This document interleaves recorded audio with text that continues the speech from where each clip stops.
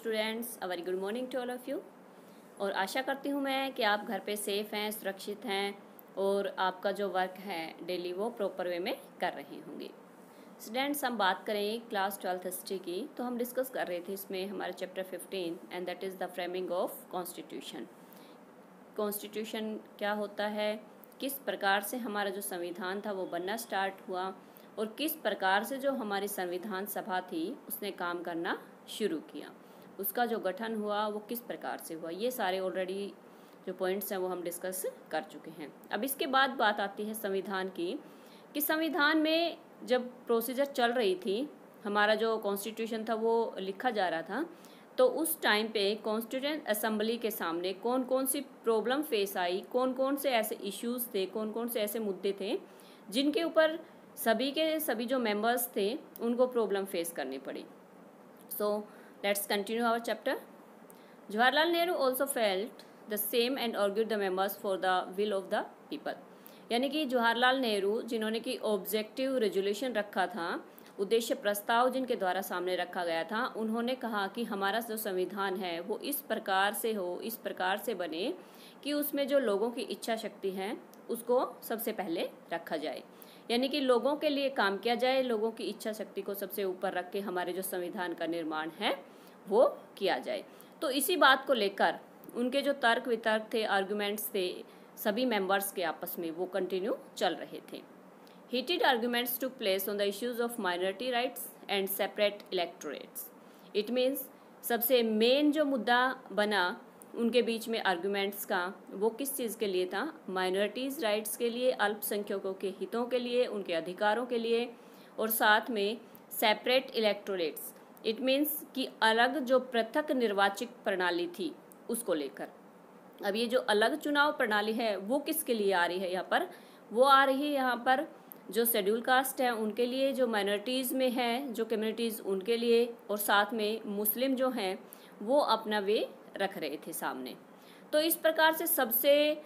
जो कह सकते हैं कि एक मेन मुद्दा बना, जो मेन इश्यू बना उन मेंबर्स के बीच में, वो किस चीज़ का था, वो था माइनॉरिटीज़ के राइट्स का और साथ में सेपरेट इलेक्टोरेट्स का। उसके बाद बात आती है इसके मेंबर्स के बारे में कि किस किस प्रकार से कौन कौन से मेंबर्स ने अपने किस प्रकार से व्यूज़ रखे, किस प्रकार से अपने विचार जो थे वो सभी मेंबर्स ने एक दूसरे के सामने रखे।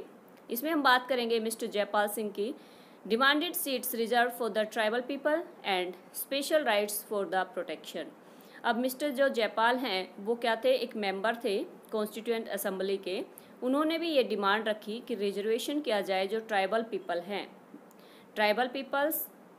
यानी कि जो ऐसे समुदाय जो एक स्थान से जो आदिवासी जनसमूह थे उनके लिए उन्होंने मांग रखी। इससे पहले बात हो रही थी, ऐसे मेंबर्स भी थे जो माइनॉरिटीज़ के राइट्स के लिए बात कर रहे थे, कुछ ऐसे मेंबर्स थे जो अलग चुनाव प्रणाली के लिए मांग कर रहे थे, और अब बात आती है मिस्टर जयपाल सिंह की। तो उन्होंने डिमांड रखी कि हमें स्पेशल राइट्स देने चाहिए ट्राइबल पीपल को, आदिवासी जो समूह के लोग हैं उनको, और उनके प्रोटेक्शन की तरफ ध्यान देना चाहिए, यानी कि उनकी सुरक्षा की तरफ ध्यान दे के उनको भी जो समाज की मेन स्ट्रीम है उसमें शामिल करना चाहिए। अब उसके बाद मिस्टर जयपाल के बाद बात आती है जे नागप्पा की। उन्होंने डिमांड रखी सीट्स रिजर्वेशन की in the legislature and reservation for the depressed class people of India. अलग अलग कह सकते हैं कि इसमें जो अलग अलग मेंबर्स हैं वो अलग अलग कम्युनिटीज़ के लिए, अलग अलग समुदायों के लिए डिमांड रख रहे हैं ताकि सारे के सारे समाज को एक साथ लेके चला जा सके। तो जो मिस्टर नागप्पा हैं वो किस चीज़ की डिमांड रख रहे हैं कि जो लेजिस्लेचर हमारी असेंबली हैं, जो हमारी विधानसभाएं हैं, उनमें रिजर्वेशन किया जाए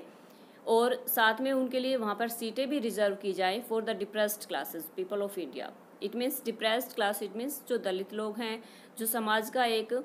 कमज़ोर वर्ग है, जो जिसको कह सकते हैं कि दबा हुआ जो वर्ग है, उसको मेन स्ट्रीम में लाने के लिए। यानी कि एक तरफ बात हो रही है माइनॉरिटीज़ के राइट्स की, दूसरी तरफ बात हो रही है ट्राइबल पीपल के राइट्स के बारे में, रिजर्वेशन के बारे में, उनके प्रोटेक्शन के बारे में, और अब नेक्स्ट जो इनमें मेन इशू उठा है वो डिप्रेस्ड क्लास जिस हैं इंडिया की, उनके बारे में। और इनमें बात कहाँ तक हो रही है कि जो लेजिस्लेचर हमारे असेंबली हैं उनमें उनको रिजर्वेशन दिया जाए। अब उसके बाद बात करते हैं after a lot of deliberations, the Constituent Assembly finally recommended that untouchability be abolished, Hindu temples be thrown open to all castes, and seats in reservations, legislature, jobs in government offices be reserved for the lowest caste. अब सारे के सारे जब debate उनके बीच में होते हैं तो फाइनली जो हमारी असेंबली थी उन्होंने इस चीज़ का डिसीजन लिया कि सभी को एक साथ खड़े करने के लिए हमें अलग अलग किन्हीं को भी रिजर्वेशन या प्रोटेक्शन की इतनी ज़्यादा ज़रूरत नहीं है जितनी हमें समाज में, सोसाइटी में चेंज लाने की ज़रूरत है। किस प्रकार के चेंजमेंट की बात हो रही है यहाँ पर बात हो रही है कि जो अनटचेबिलिटी है, छुआछूत है, जिसमें कि समाज एक वर्ग को अछूत मानता है, उसके साथ उठना बैठना नहीं हो पाता है, तो उसको ख़त्म किया जाए। जो हिंदू टेम्पल्स हैं वो सभी कास्ट के लिए खोला जाए, क्योंकि हमें पहले का जो हमारा जब ब्रिटिशर्स यहाँ पर राज कर रहे थे तो हमें पता है कि जो एक समाज का ऐसा तबका था, ऐसा वर्ग था जिसको कि हिंदू टेम्पल्स में एंट्री करने की इजाज़त नहीं होती थी। बहुत सारे ऐसे लोग भी थे जिनको टेम्पल तो बहुत दूर के, जिनको गाँव में भी एंट्री जिनकी बैन की हुई थी। तो यही चीज़ें हैं, सामाजिक बुराइयां हैं जो हमें एक दूसरे से अलग करती हैं, और यही चीज़ हमारी कॉन्स्टिट्यूएंट असेंबली के जो मेंबर्स थे उन्होंने फील किया इस चीज़ को, और साथ में उन्होंने कहा कि समाज में जो फैली हुई बुराइयां हैं उनको हमें दूर करना है, जैसे कि अनटचेबिलिटी को ख़त्म करना है, हिंदू टेम्पल्स जो जितनी भी कास्ट हैं, जितनी भी जातियाँ हैं, सभी के लिए ओपन हो, और लेजिस्लेचर जो हमारे असेंबली हैं, सीट्स हैं उनमें, और जो जॉब्स होती हैं गवर्नमेंट जॉब्स, उनमें रिजर्वेशन किया जाए फॉर द लोवेस्ट कास्ट, यानी कि जो निचले तबके के लोग हैं, यानी कि जो कमज़ोर वर्ग है, उनके लिए रिजर्वेशन की बात यहाँ पर की जा रही है लेजिस्लेचर असेंबली में भी, और साथ में जो गवर्नमेंट ऑफिसेज वगैरह हैं उनमें जो जॉब्स वगैरह होती हैं उनमें भी। तो इस प्रकार से हम ये चीज़ देख सकते हैं कि कहीं ना कहीं हमारी जो कॉन्स्टिट्यूएंट असेंबली के मेंबर्स थे वो हर पहलू के ऊपर सोच विचार कर रहे थे, हर चीज़ को वहाँ पर देखा जा रहा था कि किस प्रकार से हम सभी लोगों को एक साथ इस समाज में खड़े कर सकते हैं। अब उसके बाद बात हो रही थी कि समाज में जो हमारा कमज़ोर वर्ग है वो किस प्रकार से काम करे, किस प्रकार से एक दूसरे के साथ काम करते हुए सभी मेन स्ट्रीम में आए। लेकिन नेक्स्ट जो मेन प्रॉब्लम थी, इस चीज़ का सॉल्यूशन निकालने के बाद नेक्स्ट जो प्रॉब्लम फेस हो रही है वो हो रही है सेंट्रल और स्टेट गवर्नमेंट के बीच जो पावर है उसको किस प्रकार से डिवाइड किया जाए। जैसे कि हमारे लीडर थे डॉक्टर B.R. अम्बेडकर, नेहरू जी, उन्होंने इस चीज़ को माना कि हमें जो हमारा सेंट्रल गवर्नमेंट है वो स्ट्रॉन्ग बनाना पड़ेगा। इट मीन्स जब बात आई गवर्नमेंट की कि किस प्रकार से जो गवर्नमेंट है वो किस प्रकार की इंडिया में फॉर्म हो, तो उसमें हमारी 2 गवर्नमेंट्स फॉर्म की गई थी स्टार्टिंग में, that is central government and state government. तो सबसे बात जो मेन इशू बना इसमें कि पावर किसके पास ज़्यादा हो, किस प्रकार से लोगों के लिए वेलफेयर के लिए कौन सी गवर्नमेंट किस प्रकार से काम करेगी, तो कौन सी गवर्नमेंट को ज़्यादा पावर दी जाए, कौन सी गवर्नमेंट को थोड़ा सा उसके अंडर में रखा जाए, ये यहाँ पर डिस्प्यूट स्टार्ट हो गया था। तो जैसे कि हमारे डॉक्टर B.R. अम्बेडकर थे, नेहरू जी थे, उन्होंने माना कि हमें एक सेंट्रल गवर्नमेंट है उसको स्ट्रॉन्ग बनाना चाहिए राज्य सरकार के मुकाबले।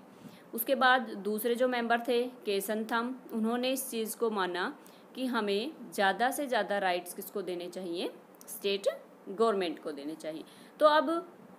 जब समाज में इतनी सारी चीज़ें हो रही हैं तो उसके बाद डिस्प्यूट स्टार्ट किसके बीच में हो गया है, स्टेट गवर्नमेंट और जो सेंट्रल गवर्नमेंट है उनके बीच में पावर्स के रूप में। अब उसके बाद सेंट्रलाइजेशन की बात की गई, now were seen as necessary both of for all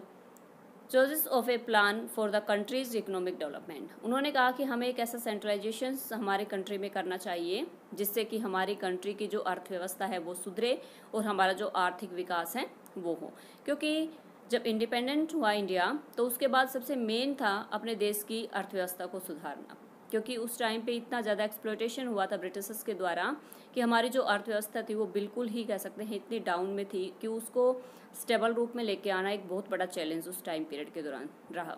तो ये एक प्लान बनाया गया कि किस प्रकार से हम क्या क्या ऐसे काम किए जाएँ जिसके कारण हमारी जो इकोनॉमिक डेवलपमेंट है वो हमारी कंट्री का हो सके। तो इसी चीज़ को फॉर्म में लेके इसी चीज़ के बारे में बात की जा रही है कि सेंट्रल गवर्नमेंट और स्टेट गवर्नमेंट के बीच में किस प्रकार से काम किया जाए दोनों के बीच में। The constituents thus showed a distinct basis towards the rights of Union of India over those of its constituent states। अब बात आती है कि जो हमारा संविधान था वो एक इस चीज़ को शो कर रहा था कि सभी को, कि जो हमारे राइट्स ऑफ यूनियन हैं और जो हमारे स्टेट हैं उनके बीच में एक ऐसा संवैधानिक, जो उनके बीच में कह सकते हैं कि समझौता हो, एक इस टाइप से उन दोनों के बीच में काम हो कि दोनों को ही ये पावर वो अपने अपने लेवल पर बहुत ही अच्छे ढंग से काम कर सके। यानी कि स्टेट गवर्नमेंट जो काम करे अपने स्टेट में वो भी हमारे संवैधानिक उसके अकॉर्डिंग हो, और जो हमारी सेंट्रल गवर्नमेंट काम करे वो भी उसके अकॉर्डिंग हो। तो इसी चीज़ को लेकर अलग अलग इश्यूज़ रखे गए, अलग अलग सब्जेक्ट लिए गए और वो सब्जेक्ट डाल दिए गए हमारी 3 जो कॉन्करेंट लिस्ट है उनमें। तो उन्हीं लिस्ट के बारे में हम ऑलरेडी डिस्कस कर चुके हैं। First is union list, second is